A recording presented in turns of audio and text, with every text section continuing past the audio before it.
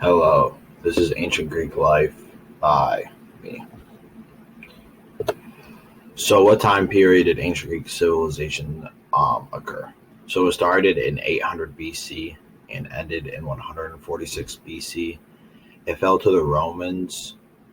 So, there was a war. It was the Battle of Corinth, and it was fought between the Romans and the Greek people. And the Romans won.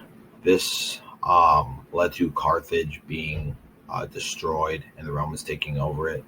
And the Romans had a rivalry with Carthage because Carthage had a lot of control over the Mediterranean Sea. And since they defeated them, now the Romans had a lot of control over the Mediterranean Sea. But all of the Greek civilization didn't necessarily end in 146 BC because other kingdoms lasted longer, because in the war a lot of kingdoms did fall, but not necessarily all the kingdoms fell in the Battle of Corinth. In what regions was the civilization of ancient Greece located? So it was located in Greece, Turkey, North Macedonia, and Bulgaria. So the Persian Empire was along the coast of Turkey.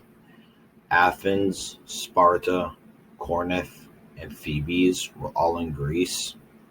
The Macedonia Kingdom was in North Macedonia, and Thracians was split between Greece, Bulgaria, and Turkey. So the first question is, how many slides did the Greek civilization span across?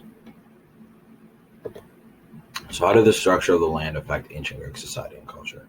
So in Greece, there's over 6,000 islands, and in modern day, only 227 of them are inhabited. This led to a lot of fighting because a lot of the empires and civilizations wanted a lot of control over these islands. And Corinth was the empire who had the most had the control over the most islands, but didn't have control over the most land. And Crete was the island with the most land, but it was controlled by nobody.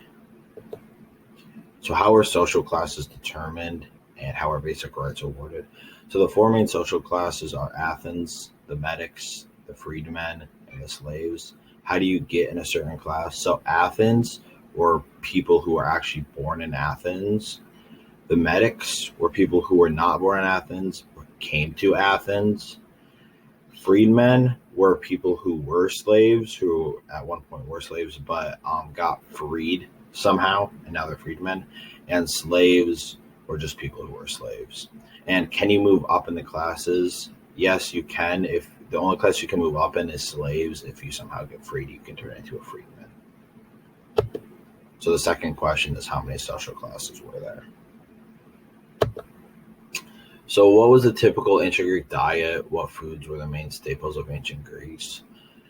So one thing that was weird was they had no rich meals, so they just didn't really believe in that. But in other cultures, they did believe in that.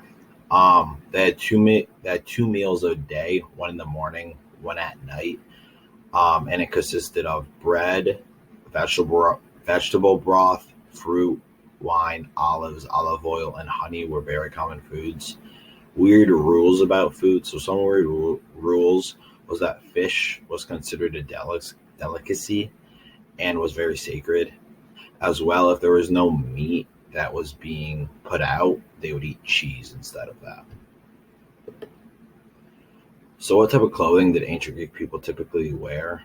So the clothes were made out of wool, usually local sheep that got sheared off of them. They would turn that wool into their clothes.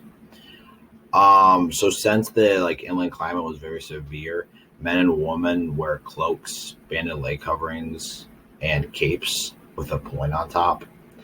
As well, men and women both wore garments because summers were very, very hot and dry, and winters were windy and wet. Some of the clothes that women wore a lot were a stola and a pala garments, and men usually wore a chinto and a chalimus. So what were the clothes made out of is my last question. So what did the typical house look like in ancient Greece? So the houses were made in or built in courtyards and gardens, and the walls of the houses were made of mud bricks and wood. The beds that they slept on were made of wool or feathers and dry grass. Rich people's houses had colorful tiles and walls. They often did this to show their wealth and how much money they had. And then these are just my citations.